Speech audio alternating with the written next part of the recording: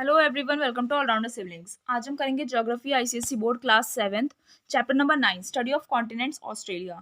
Last 1 week से बहुत सारे बच्चों के कमेंट्स आ रहे थे कि मैम चैप्टर नंबर 9 करवा दीजिए पहले, स्टडी ऑफ कॉन्टिनेंट्स ऑस्ट्रेलिया। तो आज हम वही चैप्टर स्टार्ट करने वाले हैं। जल्दी से वीडियो को लाइक कर दीजिए, शेयर कर दीजिए और चैनल को सब्सक्राइब करना ना भूलें अगर आप पहली बार हमारे चैनल पर आए हैं। और साथ ही बेल आइकन ज़रूर प्रेस कीजिएगा ताकि आपको सारे अपडेट्स मिलते रहें सबसे पहले। अब हम करते हैं फैक्ट्स एंड फिगर्स।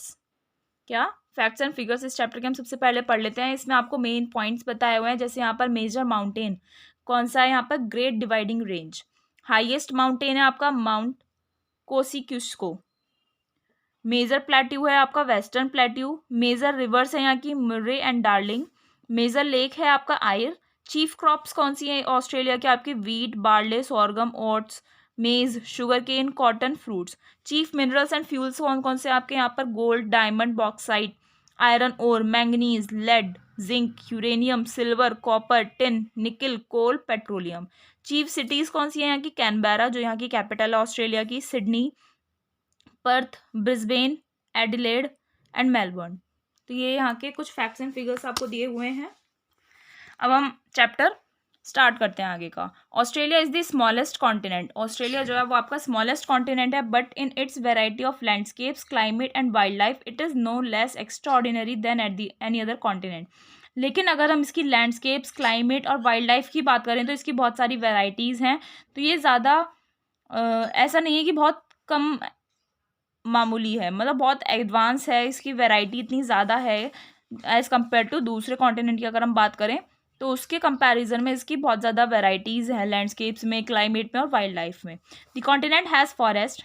इस कॉन्टिनेंट में बहुत सारे फॉरेस्ट हैं, स्नो कैप्ड माउंटेन्स हैं, ठीक है, बर्फ़ से ढके हुए पहाड़ यानी वास्ट डेजर्ट्स हैं, स्वीपिंग प्लेन्स हैं covered with pastures and beautiful cities भी हैं यहाँ पे। Australia is also noted for some strange animals like kangaroos, koalas and the platypus which are not found anywhere else. Australia के और किस लिए जाना जाता है, कुछ स्ट्रेंज एनिमल्स यहाँ पर मिलते हैं जैसे आपके कंगारूज, कोआलाज एंड प्लेटिपस जो आपको कहीं और नहीं मिलेंगे। Australia is the only continent in the world comprising a single country. Australia पूरे वर्ल्ड में ही एक ऐसा ही कॉन्टिनेंट है अकेला जिसमें एक सिंगल कंट्री आती है। It is the 6th largest country in the world and is about twice the size of India. Australia जो है वो पूरे वर्ल्ड में 6th लार्जेस्ट कंट्री है और पूरे इंडिया का जितना साइज़ है ना उसका डबल है ऑस्ट्रेलिया का size. Australia is divided into 6 states. Australia को डिवाइड किया गया है 6 स्टेट्स में। कौन कौन से हैं, New South Wales, Victoria, South Australia, Queensland, Tasmania, Western Australia. Okay, इन 6 स्टेट्स में ऑस्ट्रेलिया को डिवाइड किया गया है। There are also 2 internal territories. 2 internal territories भी हैं इसकी, which are govern by the central government, जिसको गवर्न करता है कौन, central government. These are the large but thinly populated Northern Territory and the Australian Capital Territory which includes Canberra, the capital of Australia। तो ये जो दोनों आपकी internal territories हैं ये लार्ज हैं लेकिन थिनली पॉपुलेटेड है, यानी कि यहाँ पर पॉपुलेशन कम है। तो कौन कौन सी हैं, ये है एक आपकी नॉर्थर्न टेरिटरी और दूसरी है आपकी ऑस्ट्रेलियन कैपिटल टेरिटरी। और ऑस्ट्रेलियन कैपिटल टेरिटरी में आपकी कैनबेरा कंट्री भी आती है जो ऑस्ट्रेलिया की कैपिटल है। Australia lies entirely in the southern and eastern hemispheres. Australia जो है वो आपका पूरे तरीके से आपका साउथर्न और ईस्टर्न हेमिस्फीयर में आता है। Being in the southern hemisphere, अगर साउथर्न हेमिस्फीयर की बात करें, it has seasons opposite to those of countries in the northern hemisphere.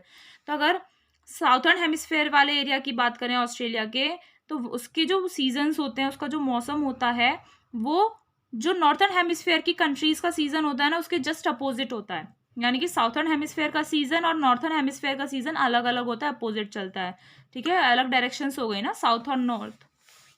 इसीलिए when it is winter in India, जब इंडिया में विंटर होगा तो समर में ऑस्ट्रेलिया में क्या होगा, समर्स होंगी। तो अब हमारे यहाँ पर इंडिया में क्या चल रही है, विंटर्स हैं, तो ऑस्ट्रेलिया में क्या चल रहा होगा, अब हमारा समर चल रहा होगा। The tropic of Capricorn runs almost through the middle of Australia. जो ट्रॉपिक ऑफ कैप्रिकॉर्न है वो ऑलमोस्ट ऑस्ट्रेलिया के मिडल से होकर जाता है। So the northern half of the continent lies in the tropical zone and the southern half lies in the south temperate zone. तो इसीलिए जो क्या बोल रहा है, ट्रॉपिक ऑफ कैप्रिकॉर्न जो है वो ऑस्ट्रेलिया के मिडिल से होकर जाता है। तो इसीलिए जो ऑस्ट्रेलिया का नॉर्थर्न हाफ है वो आपका ट्रॉपिकल जोन में पड़ता है और जो साउथर्न हाफ है वो आपका साउथ टेम्परेट जोन में पड़ता है। The island state of Tasmania is separated from the main land by the बास straight, while the island of New Guinea is separated from Australia by the Torres Strait. जो Tasmania का state है, ठीक है, island state of Tasmania है, वो आपका main land से सेपरेटेड है बाय बास स्ट्रेट. किससे? बास स्ट्रेट से. वाइल जो आपका आइलैंड है न्यू गाइनिया का, वो सेपरेटेड है ऑस्ट्रेलिया से. किससे? टॉरेस स्ट्रेट से. ध्यान रखना, जो आइलैंड स्टेट है आपका तस्मानिया का, वो मेन लैंड से सेपरेटेड है, यानी कि अलग है. किसके थ्रू? बास स्ट्रेट के थ्रू. और जबकि जो आपका आइलैंड है न्यू गाइनिया का, वो सेपरेटेड है ऑस्ट्रेलिया से ये by Torres strait. Okay, mainland यानी वहां पे ऑस्ट्रेलिया की बात हो रही है. Several islands are situated on the to the south east of the continents. और बहुत सारे ऑस्ट्रेलिया तो आप बहुत सारे आइलैंड्स तो आपके ऐसे हैं जो कॉन्टिनेंट के साउथ ईस्ट में लोकेटेड हैं, सिचुएटेड हैं. The islands of New Zealand are the largest of these.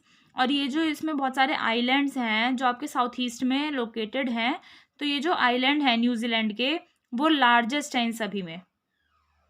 Islands of New Zealand जो हैं वो आपके इन सभी में लार्जेस्ट हैं. Australia, New Zealand, Papua New Guinea and the groups of island in the South Pacific Ocean are together called Oceania. क्या? Australia, New Zealand, Papua New Guinea and the group of islands आपके South Pacific Ocean में जो हैं, इन सभी को हम एक साथ बोलते हैं Oceania. Australia, New Zealand and the near by Pacific islands are sometimes together called Australasia. क्या? ऑस्ट्रेलिया, न्यूजीलैंड और जो आसपास के पैसिफिक आइलैंड्स हैं उन्हें हम इकट्ठा क्या बोलते हैं? ऑस्ट्रेलेशिया. क्या? ऑस्ट्रेलेशिया. और ओशियाना किसे बोलते हैं? जो आपके Australia, New Zealand, Papua New Guinea and group of islands हैं साउथ पैसिफिक ओशियन में, उसे हम बोलते हैं ओशियानिया. ठीक है, तो अब हम आगे बढ़ते हैं. अब ये आपको यहाँ पर मैप दिया हुआ है ऑस्ट्रेलिया का, स्टेट्स एंड टेरिटरीज और उनकी कैपिटल्स आपको यहाँ पर दिखाई हुई हैं. अब हम पढ़ते हैं लैंड के बारे में. Australia is the least mountainous continent. ठीक है, ऑस्ट्रेलिया आपका लीस्ट माउंटेनियस कॉन्टिनेंट है. Most of the land in Australia has an average height of about 300 metres above sea level. Most of जो लैंड है ऑस्ट्रेलिया में, उसका एक एवरेज हाइट है अबाउट 300 मीटर्स, जो सी लेवल से ऊपर है. 3 distinct landforms can be identified in order from west to east. West to east की तरफ आते हुए हम 3 अलग लैंडफॉर्म्स हम देख सकते हैं. Western plateau, central lowlands and eastern highlands. Eastern highlands को आप ग्रेट डिवाइडिंग रेंज भी बोल सकते हो. तो हम इन तीनों के बारे में ही पढ़ेंगे. वेस्टर्न प्लेट्यू हम सबसे पहले स्टार्ट करते हैं. A west plateau spreads over the entire western part of Australia, occupying nearly 2/3 of the continent. एक बहुत बड़ा प्लेट्यू जो आपका पूरे वेस्ट ऑस्ट्रेलिया के वेस्टर्न पार्ट में फैला हुआ है, वो अबाउट पूरे कॉन्टिनेंट का 2/3 पार्ट अकर करता है. ठीक है, यानी कि पूरे कॉन्टिनेंट के 2/3 पार्ट में ऑस्ट्रेलिया का वेस्टर्न प्लेट्यू आता है. It is an ancient plateau of very hard rocks. ये एक बहुत ही एंशियंट प्लेट्यू है, जिसमें बहुत हार्ड रॉक्स पाई जाती हैं. This plateau is generally flat. ये प्लेट्यू आपका जनरली फ्लैट है and slopes very gently towards the east. और ईस्ट की तरफ बहुत प्यार से क्या हो जाता है? स्लोप करता है. ओके, स्लोप है, यानी कि ये प्लेट्यू पूरा फ्लैट है, लेकिन अगर हम ईस्ट की तरफ आएंगे तो उसमें स्लोप आपको दिखेगा. A few isolated mountain ranges rise over the plateau. बहुत सारी कुछ आइसोलेटेड माउंटेन रेंजेस हैं. ठीक है, आइसोलेटेड मीन्स अलग अलग माउंटेन रेंजेस बनी हुई हैं जो प्लेट्यू पर हैं. Near Alice springs. Alice springs के पास रफली इन दी सेंटर ऑफ ऑस्ट्रेलिया. अगर हम रफली बात करें, अलाइस स्प्रिंग्स जो है वो ऑस्ट्रेलिया के सेंटर पे पड़ेगा. Lies what is perhaps the world's largest single rock. वहाँ पर आपकी वर्ल्ड की लार्जेस्ट सिंगल रॉक पाई जाती है, उलुरू जिसका नाम है, जिसे हम अयर्स रॉक भी बोलते हैं. It is about 10 kilometre in circumference. और ये जो रॉक है आपकी, उसकी सर्कमफेरेंस है about 10 kilometre. Much of the western plateau consist of hot deserts. Much of जो वेस्टर्न प्लेट्यू है उसमें आपका हॉट डेजर्ट्स आते हैं. The Great Sandy desert, the Gibson desert and the Great Victoria desert. ये हॉट डेजर्ट हैं, western plateau में आते हैं ये. The region receives very scanty rainfall. इस रीजन में बहुत कम रेनफॉल होता है. ठीक है, इस एरिया में. The surface is Sandy and Rocky. यहाँ का जो वेस्टर्न प्लेट्यू का जो सरफेस है वो सैंडी है, यानी कि रेतीला है, और रॉकी है, पत्थरदार है. And the vegetation consist of thorny shrubs and bushes. और यहाँ की जो घास की अगर हम वेजिटेशन की बात करें तो यहाँ पे थॉर्नी श्रब्स हैं और बुशेज हैं, यानी कि कांटेदार पेड़ पौधे पाए जाते हैं. शॉर्ट थॉर्नी अकासी और mulga grows in this region. छोटे थॉर्नी प्लांट है जिसका नाम है अकेशिया या फिर आप मुल्का भी बोल सकते हो, वो इस रीजन में ग्रो करते हैं along the margins of the hot deserts. Hot deserts के अगर हम किनारे की बात करें, मार्जिन्स की बात करें, one finds a short variety of eucalyptus known as mallee. अगर हम इस हॉट डेजर्ट्स के मार्जिन्स की बात करें तो एक किसी को भी यहाँ पर शॉर्ट एक थोड़ी सी वैरायटी में यूकैलिप्टस प्लांट मिल सकता है, ठीक है, जिसे हम मैली भी बोलते हैं। Bordering the southern coast of Australia is a treeless region called the Nullarbor Plain. Australia के साउथर्न कोस्ट की बात करें तो वहां पर एक ट्रीलेस एरिया है, और उस ट्रीलेस एरिया को, यानी कि वहां पर कोई भी ट्रीज नहीं है, तो उस एरिया को हम बोलते हैं Nullarbor Plain. This is a limestone plateau, ये आपका एक लाइमस्टोन प्लेट्यू है, ठीक है। It has many caves formed by the dissolving action of water on limestone. और इसमें बहुत सारी, इस प्लेट्यू में, लाइमस्टोन प्लेट्यू जो है उसमें बहुत सारे केव्स हैं, गुफाएं हैं। वो गुफाएं कैसे बनी? लाइमस्टोन पर जब वाटर का एक्शन हुआ, यानी कि लाइमस्टोन और वाटर का जब रिएक्शन हुआ, उनके डिसॉल्व होने की वजह से ये गुफा बन गई वहां पर लाइमस्टोन प्लेट्यू पर। ये हमने वेस्टर्न प्लेट्यू के बारे में पढ़ लिया। अब हम पढ़ते हैं सेंट्रल लोलैंड्स के बारे में। Central lowlands lie between the western plateau and the eastern highlands. Central lowland जो आपका आता है वो आपका वेस्टर्न प्लेट्यू और ईस्टर्न हाईलैंड्स के बीच में, सेंट्रल बोल रहे हैं ना, तो वेस्टर्न और ईस्टर्न के बीच में आता है central lowlands. They extend from the Gulf of Carpentaria in the north to the southern coast of the continent. जो आपका सेंट्रल लोलैंड है वो Gulf of Carpentaria north side direction में, और साउथर्न कोस्ट जो है कॉन्टिनेंट का वहां तक जाता है। नॉर्थ से Gulf of Carpentaria in the north to southern coast of continent. The general elevation of this region is less than 150 metres above sea level. जो इस एरिया का आपका एलिवेशन है, यानी कि जो उसका ढलान है, वो अबाउट 150 मीटर्स कम है, less than 150 metres above sea level से ऊपर, बट 150 मीटर से कम है इसका elevation. The area around Lake Eyre is below sea level, और जो एरिया आपका लेक आयर के आसपास है वो बिलो सी लेवल है। Central lowlands can be divided into 3 distinct parts. Central lowlands को भी आप आगे फर्दर 3 अलग पार्ट्स में आप डिवाइड कर सकते हो। The northern part is a region drained by small rivers which flow into the Gulf of Carpentaria. जो नॉर्थर्न पार्ट है वो एक एरिया है ड्रेन्ड बाय स्मॉल रिवर्स, जहां पर स्मॉल रिवर्स आती हैं जो आपका फ्लो करती हैं गल्फ ऑफ कारपेंटेरिया में, ठीक है। नॉर्थर्न पार्ट आपका एक ऐसा एरिया है जहां पर स्मॉल रिवर्स हैं, और वो स्मॉल रिवर्स आपकी गल्फ ऑफ कारपेंटेरिया में जाती हैं। Central part around Lake Eyre is low lying. जो सेंट्रल पार्ट आपका लेक आयर के आसपास है वो लो लाइंग है, यानी कि नीचे की तरफ है। The rivers of this area do not reach the sea. ये लो लाइंग एरिया है, ठीक है, इसीलिए इस एरिया में जितनी भी रिवर्स हैं वो आपकी समुद्र के पास नहीं पहुंच पाती हैं। दे फ्लो इनटू, वो कहाँ जाती हैं? Into the lakes of the area. वो सी में न जाकर वो वहाँ के एरिया की जो लेक्स होती हैं वहाँ चली जाती हैं। So this is an area of inland drainage. इसीलिए हम ये बोलेंगे कि ये एरिया जो है आपका इनलैंड ड्रेनेज वाला एरिया है। The southern part of the lowland is the drainage basin of the rivers Murray and Darling. जो साउथर्न पार्ट है इस लोलैंड का, सेंट्रल लोलैंड का, वो ड्रेनेज बेसिन है river Murray and river Darling का। Alluvial deposits brought down by these rivers have made this region very fertile. Alluvial deposits जो हुआ है, सॉइल का जो डिपोजिशन हुआ है इन रिवर्स के द्वारा, जब पानी बहता है तो कुछ रेत, मिट्टी, पत्थर ये सब आ जाते हैं, तो इसकी वो आने की वजह से एल्यूवियल डिपोजिशन हुआ इस एरिया में। तो इन रिवर्स के द्वारा जो भी एल्यूवियल डिपोजिशन हुआ उसकी वजह से ये एरिया आपका बहुत फर्टाइल हो गया, यानी कि क्रॉप्स अच्छी ग्रो होती हैं। Both the reverse rise from the eastern highland. दोनों जो रिवर्स है, कौन सी river? Murray and darling river जो है वो ईस्टर्न हाईलैंड से आती है, और बाद में later they join together and flow into the ocean, Indian ocean.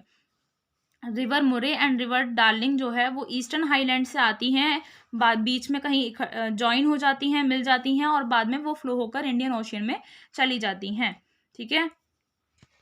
अब आता है rift valleys. The southern part of the lowlands between the western plateau and the Murray Darling Basin has several block mountains and rift valleys. जो lowland का southern part है, जो आपका western plateau Murray Darling Basin के बीच में आता है, उसमें बहुत सारे ब्लॉक माउंटेन्स हैं और रिफ्ट वैलीज हैं। कहाँ पर आती हैं ये रिफ्ट वैलीज और ब्लॉक माउंटेन्स? जो लोलैंड का साउथर्न पार्ट है, जो हम सेंट्रल लोलैंड पढ़ रहे हैं उसका साउथर्न पार्ट है, वो साउथर्न पार्ट कहाँ पड़ता है? वेस्टर्न प्लेट्यू एंड मुरे डार्लिंग बेसिन के बीच में। तो वहां पर बहुत सारे block mountains and rift valleys हैं। These extend from the Lake Eyre region and continue into the sea in the south.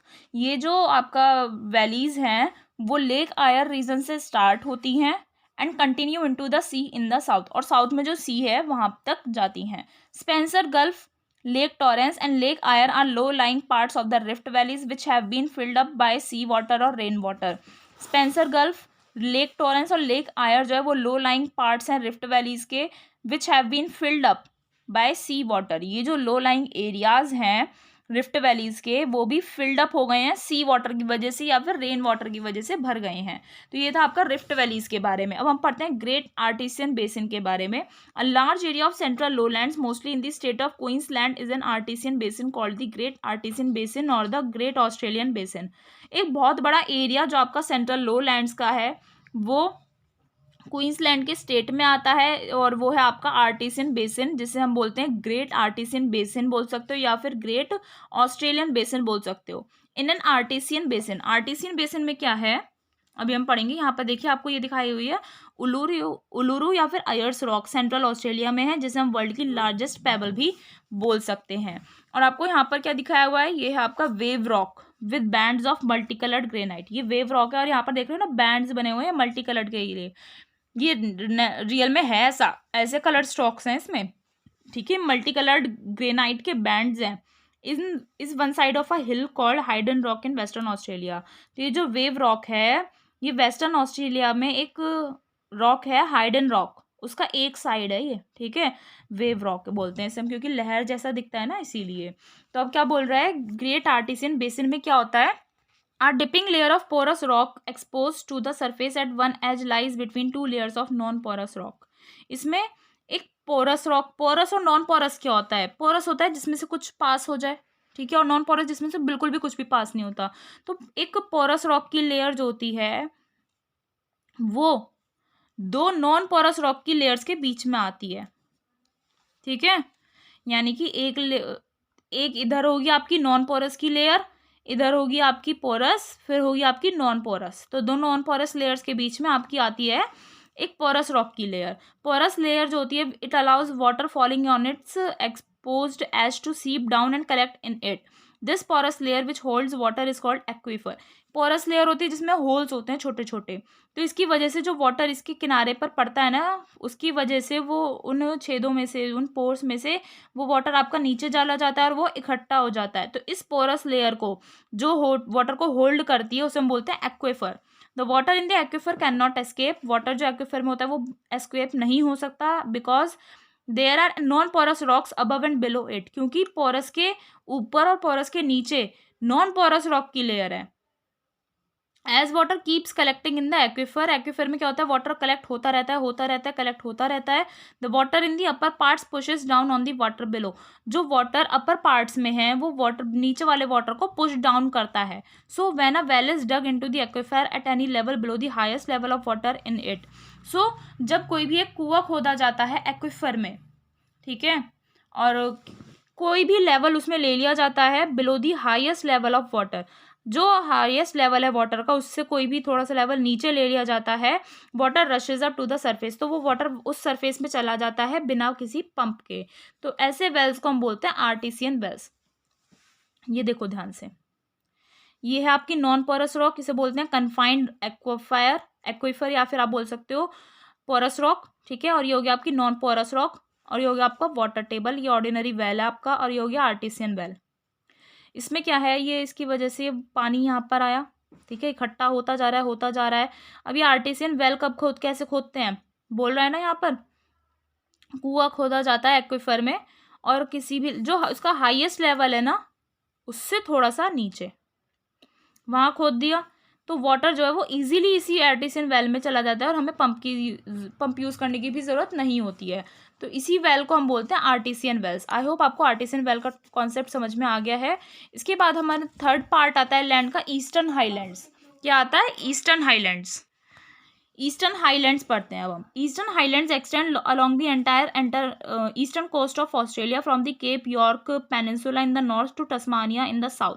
जो ईस्टर्न हाईलैंड्स है वो आपके पूरे ईस्टर्न कोस्ट ऑफ ऑस्ट्रेलिया में लाई करता है.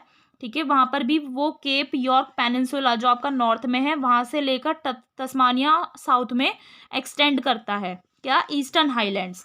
दे are also known as the Great Dividing Range. इसे हम ग्रेट डिवाइडिंग रेंज भी बोलते हैं. These highlands are broad. ये हाईलैंड्स आपके बहुत ब्रॉड होते हैं and low in the north, और नॉर्थ डायरेक्शन में लो होते हैं, ठीक है, नीचे की तरफ होते हैं, with an average height of 900 metres. अब 900 मीटर्स की एवरेज हाइट के साथ they are more like elevated plateaus, वो एलिवेटेड प्लेट्यूज के जैसे दिखते हैं, क्योंकि इसकी एवरेज हाइट 900 मीटर्स है, तो वो एलिवेटेड प्लेट्यूज के जैसे दिखते हैं as compared to mountains. In the south, south की बात करें, the highlands are more rugged and, जो हाईलैंड्स हैं वो बहुत ऊंचे होते हैं साउथ डायरेक्शन में। Most of the peaks in this part remain snow clad in winter, most of जो पीक होता है इस पार्ट में वो स्नो क्लैड रहता है विंटर में, यानी कि स्नो से ढका हुआ रहता है। This part of highlands is called the Australian Alps, और ये जो पार्ट होता है हाईलैंड्स का उसे हम बोलते हैं ऑस्ट्रेलियन एल्प्स।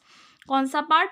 जो इस पार्ट में क्या है, आपके पीक्स आपके स्नो क्लैड रहते हैं विंटर में, यानी कि सर्दियों उसे बर्फ से ढके रहते हैं, उसे को हम बोलते हैं ऑस्ट्रेलियन एल्प्स। हाईएस्ट पीक क्या है, कौन सा है आपका? Mount Kosciuszko with a height of, जिसकी हाइट है 2228 मीटर्स।